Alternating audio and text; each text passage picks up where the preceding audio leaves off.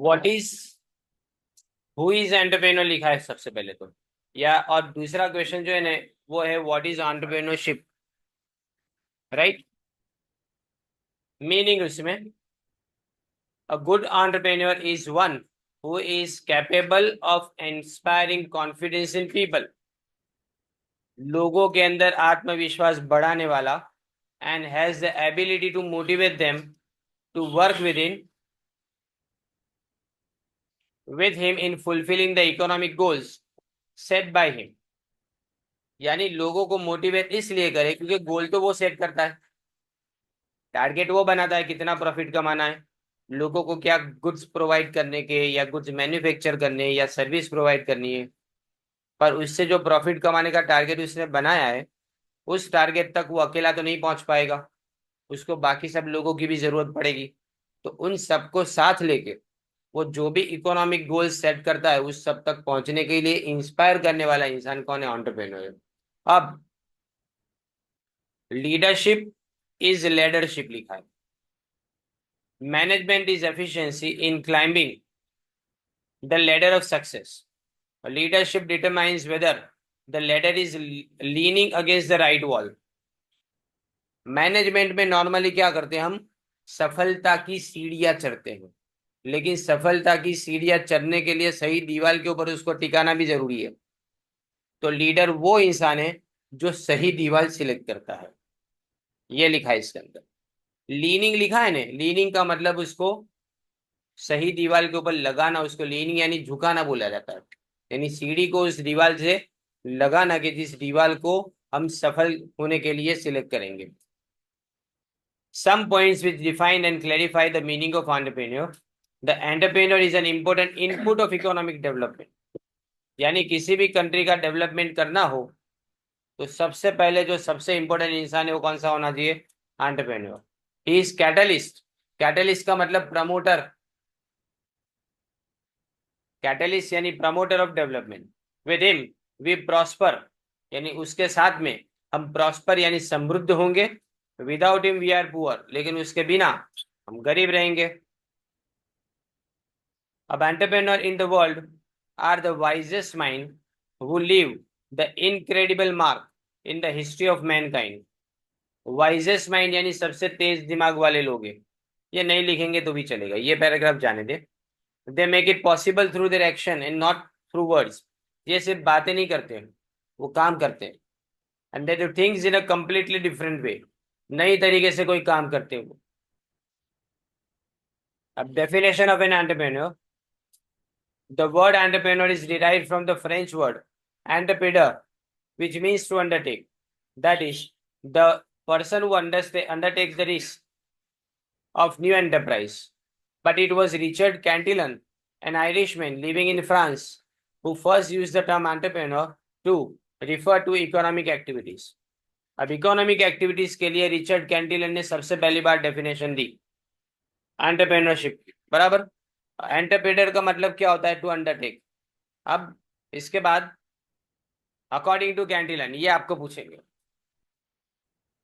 तो एंटरप्रेन्योर कौन है? एक इंसान वो बाइज फैक्टर सर्विसेज, यानी बाकी तीन फैक्टर जो प्रोडक्शन को वो खरीदता है at certain prices with a view to selling its product at uncertain prices. जब मैं जमीन को खरीदूंगा यानी जमीन को रेंट दूंगा, वो रेंट पहले से डिसाइडेड है। मैं जो जमीन को रेंट देने वाला हूं पहले से डिसाइडेड है। मैं कैपिटल को इंटरेस्ट देता हूं वो पहले से डिसाइडेड है, बराबर। और मैं जो लेबर को वेजेस देता हूँ वो भी प्री डिसाइडेड होता है। यानी ये सारी चीजें मैं ऑलरेडी पे कर चुका हूँ, बाद में मेरे हाथ में प्रोडक्ट बन के आती है। अब ये प्रोडक्ट कौन सी प्राइस पे बेचना वो मेरी मर्जी है, यानी उसकी प्राइस अनसर्टेन है जब तक मैं डिसाइड ना करूं तब तक, बराबर है।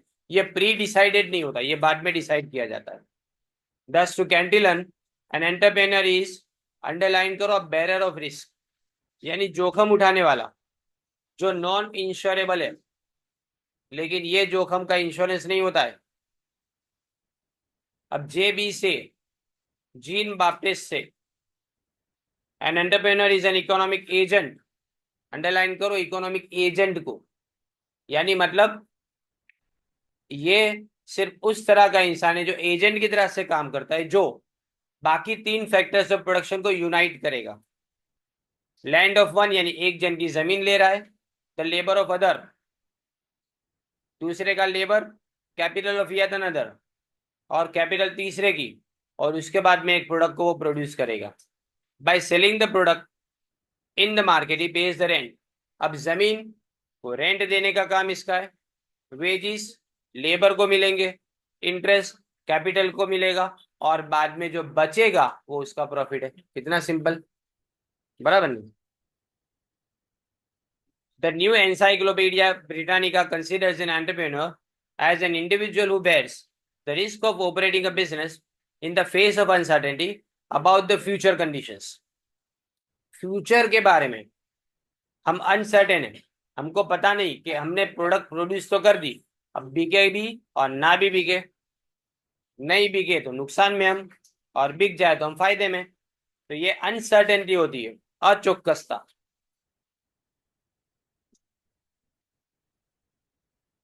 S professor Jan Tinbergen points out, the best entrepreneur in any developing country is not necessarily the man who uses much capital, but rather the man who knows how to organize the employment and training of his employees.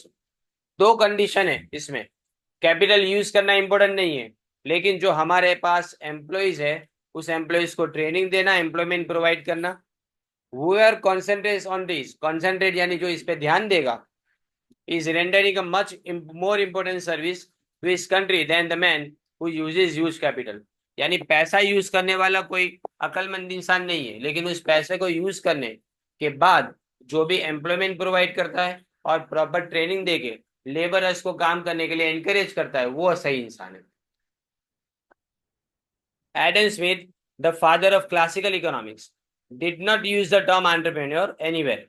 Adam Smith के हिसाब से ये word नहीं था instead, लेकिन उसकी जगह पे उसने एम्प्लॉयर नाम बोला, किसी को मर्चेंट बोला, किसी को अंडरटेकर बोला, या किसी को मास्टर बोला।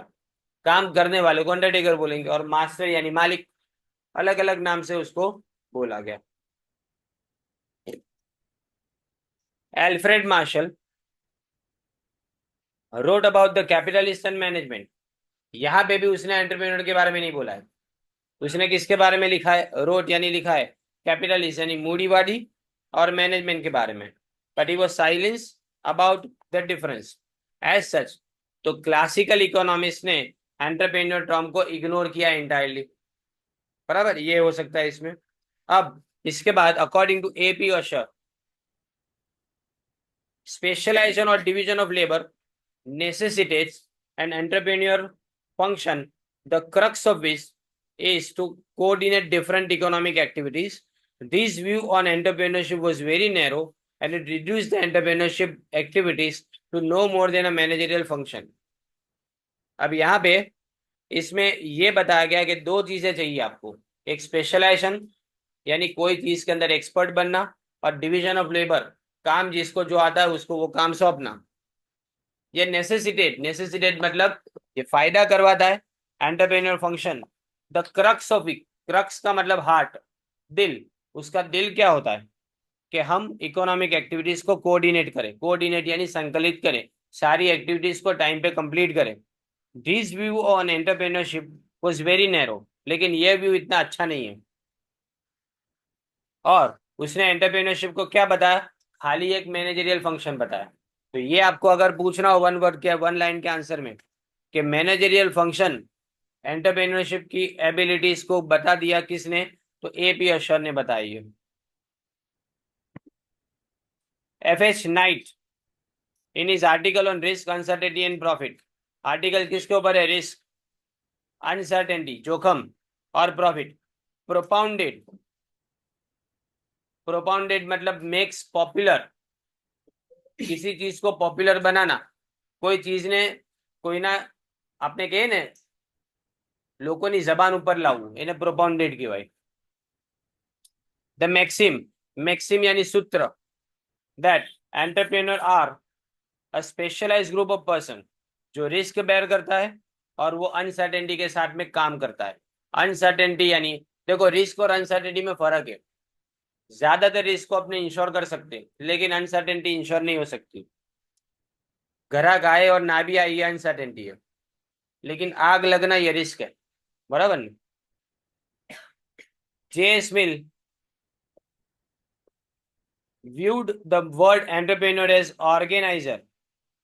उसने एंटरप्रेन्योर को क्या बोला? ऑर्गेनाइजर। जो non manual type of work के लिए उसको अपना पैसा मिलता है।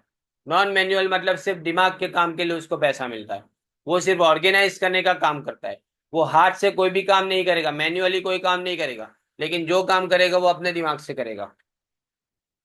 According to him, extraordinary skills acted as the bedrock in production. As the bedrock लिखा है ना, तो इंपॉर्टेंट पार्ट लिख सकते हो इसकी जगह, अगत्य नहीं वस्तु in production process that ought to be possessed by the entrepreneur. यानी तुम्हारे पास ऐसी स्किल होनी चाहिए ना जो बाकी लोगों के पास नहीं है। अगर लेबरर के पास एंटरप्रेन्योरशिप की स्किल होती तो वो खुद ही नहीं बन जाता। कैपिटलिस्ट के पास ये स्किल होती तो वो खुद नहीं बन जाता। मतलब उसके पास इन तीनों लोगों से कुछ अलग स्किल है। जोसेफ संपीटर, ये इंपॉर्टेंट है। देखो एक रिचर्ड कैंटिलन और संपीटर, ये दो याद करना है, बाकी सब मैंने खाली समझाया है, तुमको याद नहीं करना है। क्योंकि इतना सब तो खाली डेफिनेशन हो रही है तुम्हारी। आगे है ना तुम्हारे पास कैरेक्टरिस्टिक्स है, वो पूरे याद करने के तुमको। पर ये खाली डेफिनेशन है, तो इतनी ज्यादा डेफिनेशन खाली एक्सप्लेनेशन के लिए आपको दी है। Okay. Thus writes, the entrepreneur in an advanced economy is an individual who introduces something new। सबसे पहले कोई नई चीज को इंट्रोड्यूस करना। दूसरा, अब मेथड ऑफ प्रोडक्शन, जिसको आज तक किसी ने टेस्ट नहीं किया उसको इंट्रोड्यूस करना।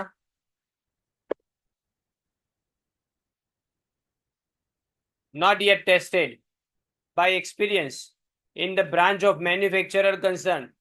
फिर जो आज तक किसी मैन्युफैक्चर ने नहीं इंट्रोड्यूस किया वैसी प्रोडक्ट या ऐसी मेथड उसको बताना। Product with which customers are not yet familiar, और ऐसी प्रोडक्ट जिसके बारे में कस्टमर जानते नहीं है। और नया रॉ मटेरियल का सोर्स या नया मार्केट एंड द लाइक, और उसके जैसा। In short, N entrepreneur is one who innovates, raises money, assembles inputs, chooses managers and sets the organization going with his ability to identify them। तो मतलब ये लिखने का ये इंपॉर्टेंट है। पहले कौन सी बोली? कैंटिलन की डेफिनेशन, शम्पीटर की डेफिनेशन, और ये इन शॉर्ट वाली डेफिनेशन। वो इनोवेट करेगा, पैसे लाएगा, इनपुट को असेंबल, असेंबल यानी एक साथ में जोड़ेगा, मैनेजर्स को सिलेक्ट करेगा, और ऑर्गेनाइजेशन को उसकी एबिलिटी इस तरह से काम करेगा जिससे वो कंप्लीटली आगे बढ़ पाए। ये एबिलिटी अपने अंदर होती है, वो अपने आइडेंटिफाई करनी है पहले। इनोवेशन अकर्स थ्रू, देखो इनोवेशन यानी नई चीज कैसे आती है? पहली बात, क्वालिटी नहीं आए प्रोडक्ट के अंदर, नई प्रोडक्ट आए। फ्रेश डिमांड, किसी चीज की डिमांड बनाओ, और उसके बाद में सप्लाई का नया सोर्स ढूंढो, या फिर ऑर्गेनाइजेशन में नया चेंज लाए, या मैनेजमेंट के तरीके के अंदर कोई चेंज लाए। राइट। अब इसके बाद आता है कैरेक्टरिस्टिक्स ऑफ एंटरप्रेन्योर्स। ये इंपॉर्टेंट क्वेश्चन है, और ये कैरेक्टरिस्टिक्स के लिए ने एक नीचे पीछे पलटाओ, पेज टर्न करो, मेरे ख्याल से ये सामने देखो एक चार्ट बनाया गया है, वो शायद पूछे आपको 2-3 मार्क के क्वेश्चन के अंदर। ये सारे फंक्शंस उसके अंदर आ जाते हैं, एंटरप्रेन्योर के सारे फंक्शंस उसके अंदर आ जाते हैं। तो हम पहले एंटरप्रेन्योर के कैरेक्टरिस्टिक्स देखें। इसको किसने आइडेंटिफाई किया? मैक्लेलन ने। नाम याद रखना है, मैक्लेलन। बराबर। और have been discuss in the chapter future of entrepreneurship in India. ये बात की बात है। पहले ये देखो, सबसे पहले उसके पास होनी चाहिए मेंटल एबिलिटी, दिमाग उसका तेज होना चाहिए। मेंटल एबिलिटी में दो चीजें आती है, इंटेलिजेंस और क्रिएटिव थिंकिंग। क्रिएटिव थिंकिंग का मतलब कुछ नया सोचना। N entrepreneur must B reasonably intelligent. ऐसा नहीं कि बहुत तेज दिमाग का होना चाहिए जिसका आईक्यू 150 से ऊपर होना चाहिए, वो सब नहीं, पर इतना इनफ इंटेलिजेंट होना चाहिए कि उसको पता चले कि क्या सोचना है, कब सोचना है। and should have creative thinking and must be able to engage in the analysis of various problems and situations in order to deal with them. उसके सामने जो भी तकलीफें आए या कोई भी नई सिचुएशन आए तो उस सिचुएशन के साथ में डील कैसे करना है वो उसको मालूम होना चाहिए। फिर दूसरा लिखा है क्लियर ऑब्जेक्टिव। क्लियर ऑब्जेक्टिव का मतलब उसके पास ऐसा क्लियर ऑब्जेक्टिव होना चाहिए कि कौन सा बिजनेस वो कर रहा है, उसका नेचर क्या है बिजनेस का, as to the exact nature of the business. फिर दूसरा नेचर ऑफ द गुड्स जो प्रोड्यूस करने हैं, और उसके बाद में उसके साथ की सब्सिडियरी एक्टिविटीज, उसके साथ करने वाली दूसरी एक्टिविटीज जो उसको करनी है, वो सारी बातों के बारे में उसके पास गोल टारगेट होना चाहिए। अ successful entrepreneur may have the objective to establish the product। पहले तो कुछ नया मार्केट में लाना है, वो उसकी सोच होती है। दूसरा प्रॉफिट बनाना है, और तीसरा सोशल सर्विस प्रोवाइड करनी है, लोगों को सिर्फ सर्विस प्रोवाइड करनी है, ये भी उसका ऑब्जेक्टिव हो सकता है। अब बिजनेस सीक्रेसी, उसके पास अपने बिजनेस को सीक्रेट को गार्ड यानी प्रोटेक्ट करना ये जरूरी है, क्योंकि बिजनेस के सीक्रेट्स अगर लीक हो जाते हैं तो जो कॉम्पिटिशन है वो कंपटीशन में आने वाले लोग तुमसे शायद आगे बढ़ जाएंगे, ये हो सकता है। To trade competitors is a serious matter we should be carefully guarded, यानी उसको गार्ड करना, उसको संभाल के रखना जरूरी है। Human relation ability. Human relation ability का मतलब एक तो इमोशनल स्टेबिलिटी होना, मतलब वो है ना दिल का मजबूत होना चाहिए, छोटी छोटी बातों पे घबरा जाए वो नहीं, इमोशनल हो जाए वो नहीं, ये इमोशनल स्टेबिलिटी ये आती है। फिर पर्सनल रिलेशन किस तरह से बनाने लोगों के साथ में, फिर कंसिडरेशन लोगों का ख्याल रखना, और टेक्टफुलनेस यानी समझदारी होना, टेक्टफुलनेस यानी समझदारी होना। एन एंटरप्रेन्योर वो maintains good relations with customer, अगर अच्छे रिलेशन वो कस्टमर से बनाएगा, एम्प्लॉइज से बनाएगा, सप्लाईज या तो क्रिएटर से, और कम्युनिटी, कम्युनिटी यानी समाज, are much more likely to succeed in business than the individual who does not invest in maintaining this relation. जो ये सब नहीं करता वो इंसान शायद सक्सेसफुल नहीं है। अब इसके बाद लिखा है communication ability. This ability pertains यानी connects, connect is connected to, ऐसा लिख दो, पर्टेन्स को हटा दो, उसकी जगह पे is connected to, is connected, communicate effectively।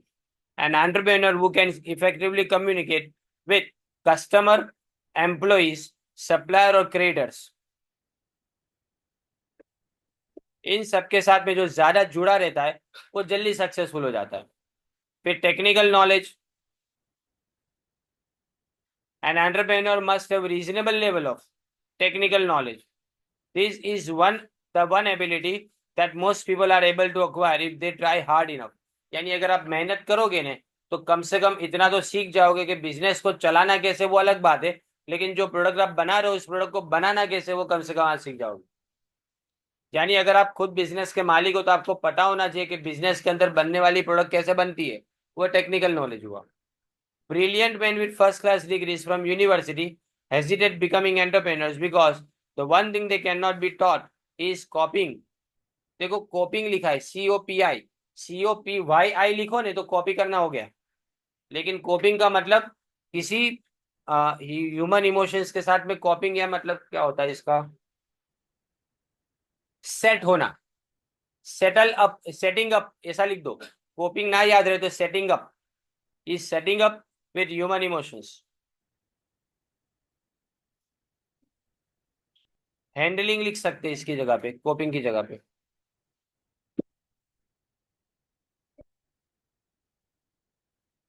Setting up भी चलेगा और हैंडलिंग, हैंडलिंग भी चलेगा। यानी कितनी भी अच्छी डिग्री क्यों ना हो, हर कोई इंसान एंटरप्रेन्योर नहीं बन सकता। उसके पीछे का कारण उसको ह्यूमन इमोशंस के साथ में कैसे मैनेज किया जाता है उसके बारे में उसको पता नहीं होता। Robert D. History has identified a few more capabilities or personal characteristics that an entrepreneur should possess. According to him, an entrepreneur must have and adequate commitment, commitment यानी समर्पण, यानी कोई काम करवानी धगश अपने अंदर हो ना देने की भाई।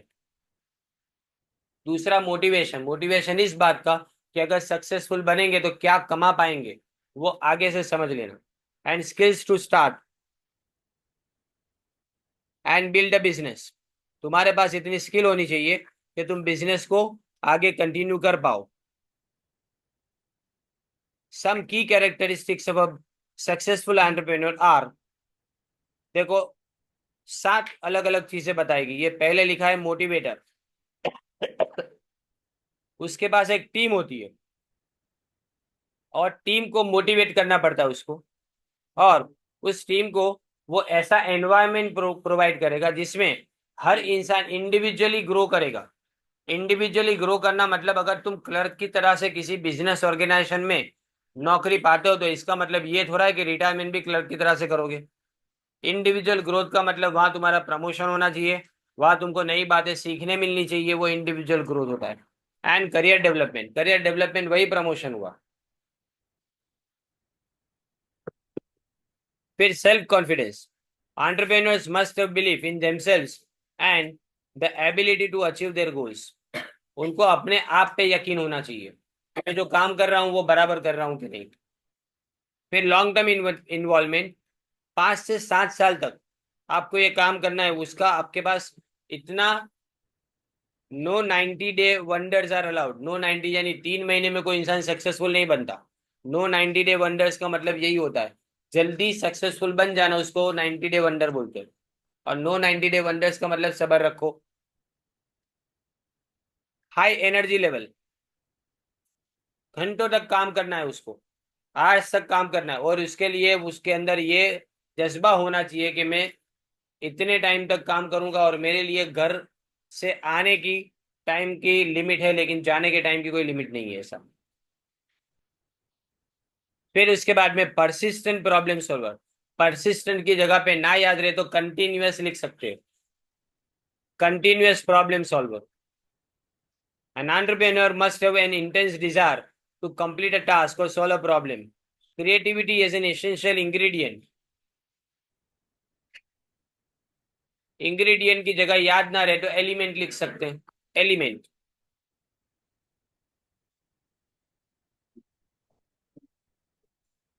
फिर initiative, an entrepreneur must be able to set challenging but realistic goals. तुम्हारे गोल्स कैसे रियलिस्टिक, यानी ऐसा नहीं कि बहुत बड़ी बड़ी बातें करनी है, जो अचीव कर पाए उतनी बातें करनी है, रियलिस्टिक। अचीवेबल हो ने रियलिस्टिक के भाई। मॉडरेट रिस्क टेकर, मॉडरेट यानी बहुत વધારેપણ नहीं यानी बहुत ઓછુંપણ नहीं। एंड लर्न फ्रॉम फेलियर्स, और वो अपनी गलतियों से सीखेगा।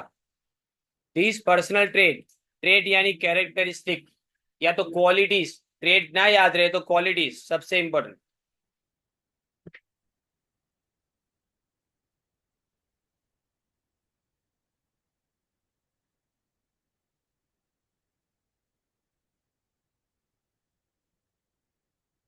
go a long way in making an entrepreneur successful. However, no entrepreneur possesses total strength, यानी सारी चीजें उसके पास नहीं होती है।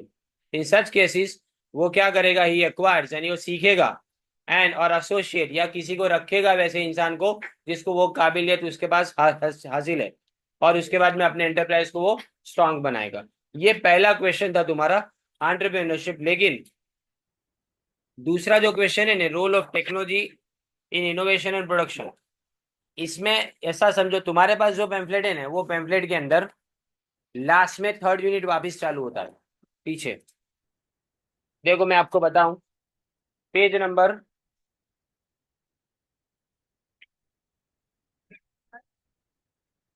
14 पे ना 3rd यूनिट वापस स्टार्ट होता है,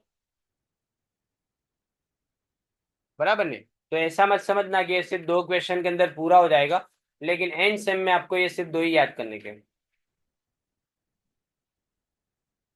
पीछे के एक भी याद नहीं करने का, एंटरप्रेन्योरशिप याद करने का और रोल ऑफ इनोवेशन याद करने का, यानी ये 2 क्वेश्चन याद करने का। हाँ, एंड सेम में नहीं करना है, छेली एग्जाम में। अभी के एग्जाम के अंदर आपको ये करना है। अभी के एग्जाम में ये क्वेश्चन कैसे पूछे जाएंगे वो अभी समझा रहा हूँ।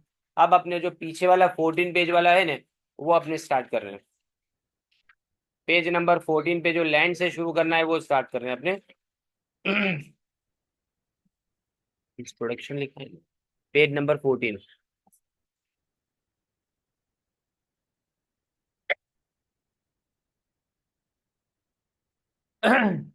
What is production? तो production is an outcome of an economic activity. Production एक इकोनॉमिक एक्टिविटी है, पहला ये हुआ। दूसरा, प्रोडक्शन में अपने रॉ मटेरियल को फिनिश गुड्स के अंदर कन्वर्ट करते हैं, लेकिन दो प्रोसेस होते हैं, एक मैकेनिकल यानी मशीन, और दूसरा ह्यूमन प्रोसेस। ह्यूमन एफर्ट यानी इंसान भी काम करते हैं और मशीन भी काम करते हैं। उसके बाद में हम रॉ मटेरियल में से फिनिश गुड्स में उसको कन्वर्ट करते हैं। जीआरएक्स define production as any activity directed towards the satisfaction of other people's wants to exchange। दूसरों की जरूरतों को पूरा करना, लेकिन एक्सचेंज के जरिए से उसको पूरा करना, वो आ जाता है तुम्हारे लिए, इसमें प्रोडक्शन में आता है। अब फैक्टर्स ऑफ प्रोडक्शन। अब इसका मतलब क्या कि कोई भी जो असिस्ट करता है यानी मदद करता है प्रोडक्शन में, उसको अपने फैक्टर ऑफ प्रोडक्शन बोलेंगे। But मियर existence is not necessarily a factor of production. समझो, किसी चीज का होना वो इम्पोर्टेंट नहीं है खाली। It became a factor of production only when it actually assist. जब तक वो मदद ना करे तब तक वो फैक्टर ऑफ प्रोडक्शन के हिसाब से काम नहीं लगता।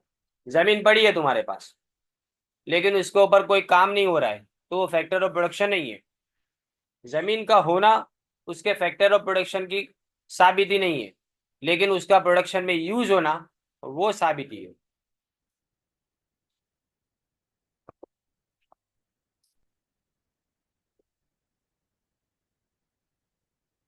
Now, what is land and explain the features of land. In ordinary sense, land means soil, मिट्टी को अपने बोलते हैं, और सरफेस ऑफ अ लैंड यानी जमीन के ऊपर का ऊपरी हिस्सा। We live on which we live, जहाँ पे अपने रहते हैं, लेकिन इकोनॉमिक्स में उसका स्पेशल मीनिंग है। उसका मतलब सेम चीज है। देखो, ये पैराग्राफ 11 स्टैंडर्ड में था। लैंड का मतलब ऑल नेचुरल थिंग्स, कुदरती चीजें सब आ गई उसके अंदर। एंड लाइफलेस थिंग्स, जो जिंदा है वो भी और जो नहीं जिंदा है वो भी। Given by nature as a gift, जो कुदरत ने हमको एक गिफ्ट की तरह से दी है। It includes all natural resources जो फ्री में हमको मिले, एयर वाटर और land. It covers the land surface यानी ऊपरी सतह भी आ गई उसके अंदर। वेदर लेवल यानी हवामान भी आ गया। माउंटेन्स, जो माउंटेन्स है वो भी इसके अंदर आ गए। पर्वत, it includes oceans, lakes and rivers. Mineral deposit यानी खनिज जो जमीन में होते। रेनफॉल, वाटर पावर, फिशरीज, मच्छी, forest, numerous other things which nature provides to man। Nature provide and man लिखा है ना, टू मैन, यानी जो कुदरत से मिला है वो सब आ गया उसके अंदर।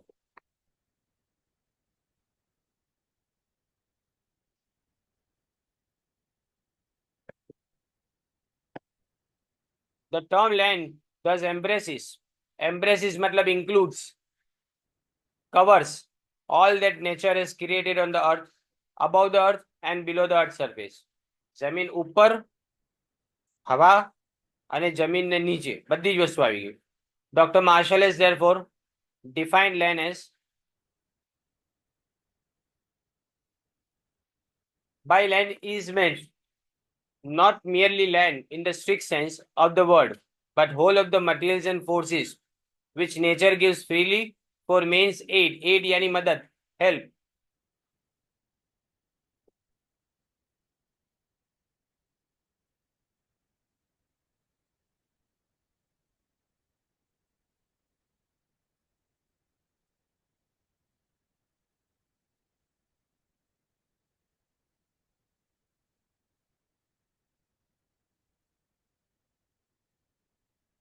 इन land, water, in air and light and heat, यानी कोई भी चीज उसके अंदर आ गई, कोई भी चीज उसके अंदर कवर हो गई, right. Now importance of land. Land is a factor of production is of immense importance. ये original source of material wealth है, ये पूछेंगे। ओरिजिनल सोर्स इसमें आता है। अच्छा एक बात मैं बता दूं आपको, मैंने जब हमारे कुछ क्लासेस वाले कलीग्स से बात की, तो उनके हिसाब से इसमें आपको 2-3 मार्क के क्वेश्चन स्ट्रिक्ट सेंस में 2-3 मार्क के नहीं है। यानी इसमें भी आपको मैच द फॉलोइंग पूछ सकते हैं, आंसर इन वन लाइन भी पूछ सकते हैं, और इवन ब्लैंक्स भी इसके अंदर आ सकती है। समझे ने? तो मतलब इसको भी ऑब्जेक्टिव की तरह से पूछा जा सकता है। पेपर फॉर्मेट आपको थोड़े दिन पहले मिल जाएगा, यानी 2-3 दिन पहले आपको मिल जाएगा। लेकिन उससे पहले तुमको है ने, जो तुमने पहली एग्जाम दी थी ना सीसी की, उसका रिजल्ट मिलेगा। फिर दूसरी एग्जाम स्टार्ट होगी तुम्हारी। Okay. Economic prosperity of a country. कोई भी कंट्री को डेवलपमेंट चाहिए तो सबसे पहले उसके पास नेचुरल वेल्थ होनी चाहिए। Economic prosperity of a country is closely linked with the richness of our natural resources. It is true to say that a country is what nature has made it. यानी जो कुदरत ने बनाया है वही देश होता है। कुछ देश की बात करें अपने, तो अपने देखते हैं कि उसमें कुदरती संपत्ति इतनी ज्यादा होती है ना, वो बहुत ज्यादा रिच हो जाते हैं। बराबर। दुबई, यूएई की बात करें, exactly. But sometimes it is possible that a country rich in natural resources may remain poor owing to some unfavourable factors. यानी इंडिया के पास नेचुरल रिसोर्सेज है लेकिन गरीब कंट्री है, अनफेवरेबल फैक्टर्स के कारण कुछ चीजें उसके अगेंस्ट में जा रही है, इसकी वजह से। ओइंग टू तो बिकॉज ऑफ, ओइंग टू ना याद रहे तो because of the quality and quantity of agriculture wealth. It depends on the nature of the soil. वो जमीन पे डिपेंड करता है, क्लाइमेट पे डिपेंड करता है, और रेनफॉल पे। और साथ में कौन सी एग्रीकल्चर प्रोडक्ट अपने प्रोड्यूस करते हैं उस पर डिपेंड करता है। Industrial production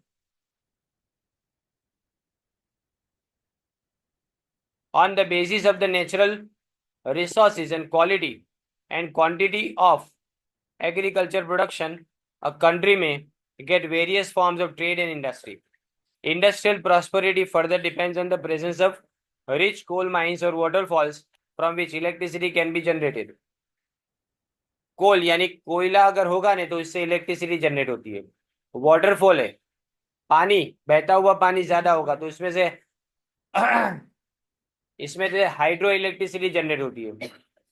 the presence of cheap and efficient means of transport, वो टोपोग्राफी पे डिपेंड करता है। टोपोग्राफी यानी जमीन किस तरह से बनाई गई है। अगर पर्वत ज्यादा है तो ट्रांसपोर्टेशन मुश्किल हो जाएगा।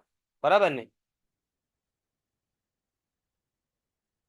दस, all aspects of economic life, agriculture, trade and industry are generally influenced by natural resources with the economies called land. Land or nature has a determining influence in occupations and standard of living of people. यानी सब जगह पे लोगों का standard of living अगर देखना हो, या फिर लोग क्या काम करते हैं वो देखना हो, सबके लिए आपको किसकी जरूरत पड़ती है? जमीन। अब पेक्यूलियरिटीज ऑफ लैंड, पेक्यूलियरिटीज यानी स्पेशलिटी ऑफ लैंड, जो दूसरे फैक्टर से उसको अलग करता है। Land is a free gift of nature. Land is not a produced, मतलब इंसान ने उसको नहीं बनाया, मैन मेड एजेंट नहीं है। Therefore we have to accept it as it is. जैसा है वैसा उसको एक्सेप्ट कर लेना पड़ता है। No doubt man tries to improve and modify nature, यानी उसके उसका नेचर बदलने की अपने ट्राई करते हैं। But he cannot completely master master it, यानी मतलब उसको कभी भी अपने कंट्रोल नहीं कर सकते।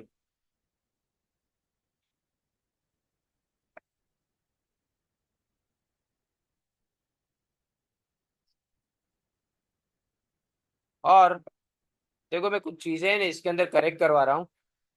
But he cannot completely master के बाद इट लिखो, मास्टर इट, फिर full stop. They are they are great handicaps in the way of industrial and commercial prosperity. जमीन के ऊपर पूरा कंट्रोल नहीं कर सकते। They are great handicaps in the way of industrial and commercial prosperity.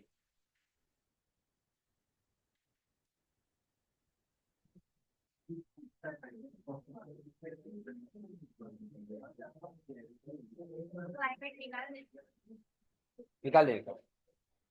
Land is limited in area, efforts have been made to reclaim land from the sea. मेहनत करता है इंसान कि दरिया के अंदर जो भी जमीन है ना, उसकी सतह को ऊपर लाया जाए और वहां पे इंसानों को बसाया जाए। ये पाम जुनेरा दुबई में वैसे ही बनाया गया। And then add to this to the total land surface. Yet these efforts have produced only negligible result as compared with the total area already in existence. लेकिन उसका इतना सक्सेस रेशियो नहीं है।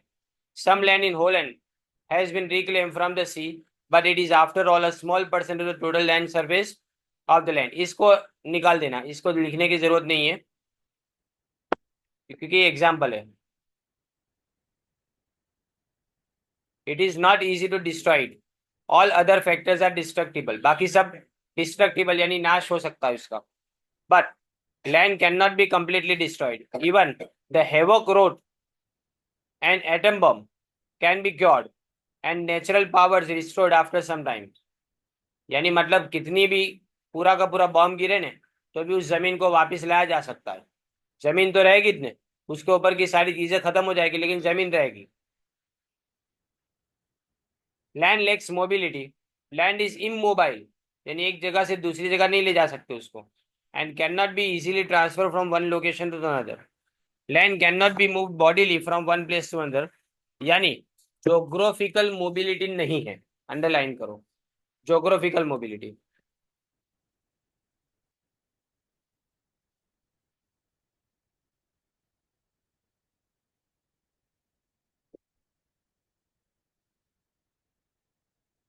लेकिन उसको हम एक जगह पे जिस तरह से अपने यूज करते हैं उससे दूसरी जगह पे यूज के लिए अपने रख सकते हैं।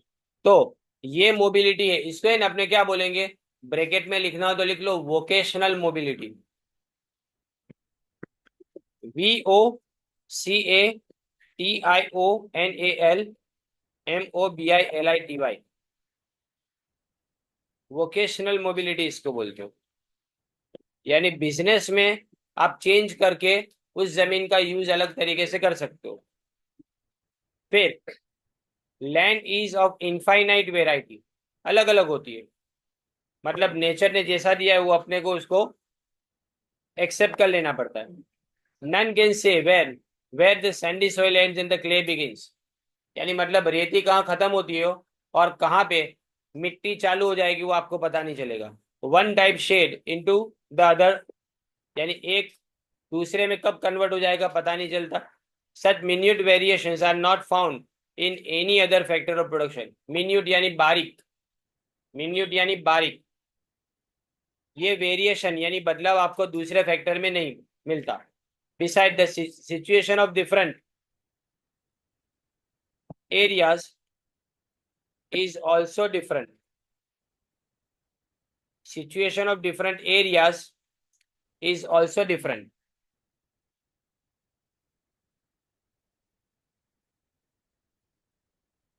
Beside the situation of different pieces of land, अच्छा एक also varies. Okay, एक मिनट।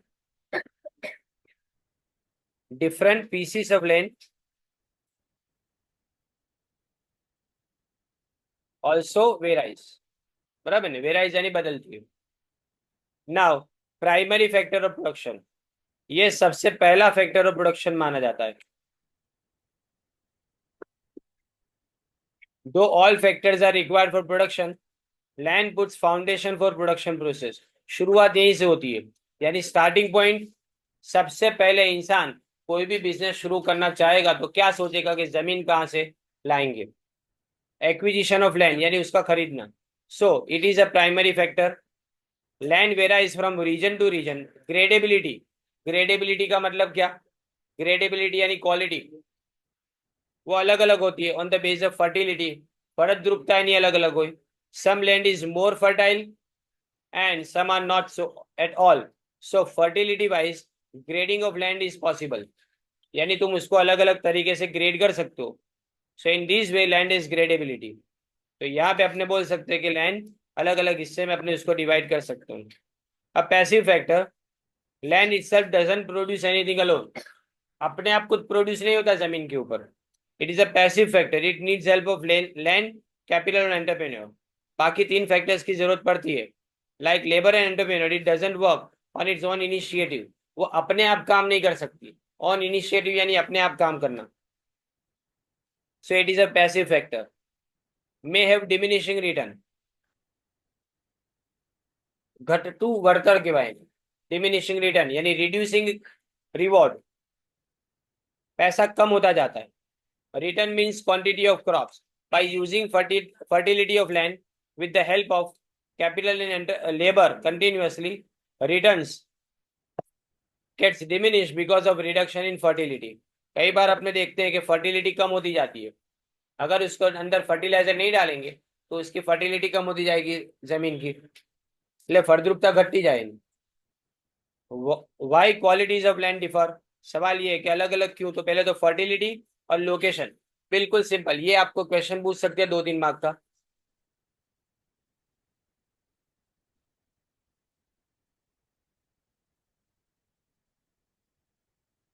पहले डिफरेंस इन फर्टिलिटी लिखा है, some land are too sandy, रेताड़ जमीन के भाई, सैंडी એટલે, एंड सम टू रॉकी, पथराड़ जमीन જેમાં પથ્થર હોય। सम आर ड्राई, सूखी जमीन, और कुछ जमीन के अंदर एम्पल रेनफॉल, एम्पल यानी વધારે। Some have a good climate while others cannot support human life, कुछ के अंदर क्लाइमेट अच्छा होता है तो कुछ जमीन के अंदर इंसान रह भी नहीं सकता। द कंस्टिट्यूएंट यानी elements of the soil also vary, जमीनना एलिमेंट पण बदलाय છે। All such things make a difference in the quality of the land, इन सबसे जमीन बदलती है। फिर लोकेशन बदलना, अ पीस ऑफ लैंड अगर मार्केट के बिल्कुल नजदीक है तो वो ज्यादा कन्वीनियंट है, जो उससे दूर हो उसकी कंपैरिजन में। Situation is an important differentiating factor, differentiating यानी तफावत करना।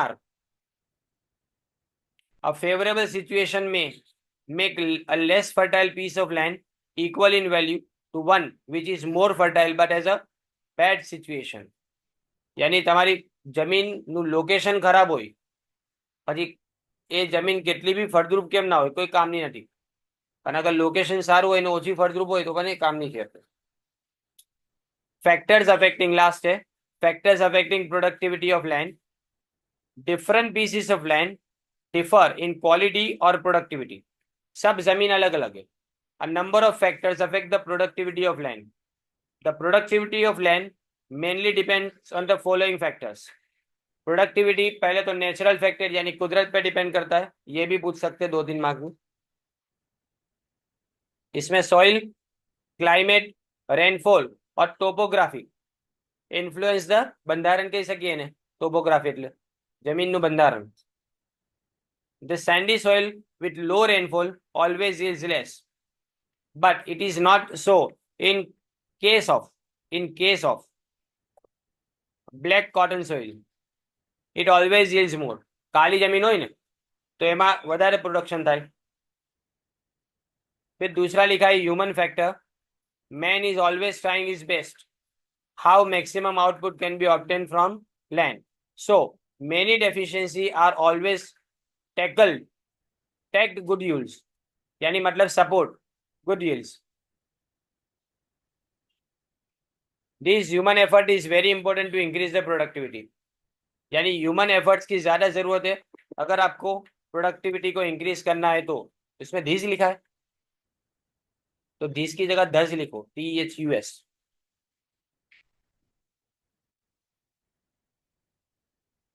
और लास्ट है तुम्हारा सिचुएशन फैक्टर,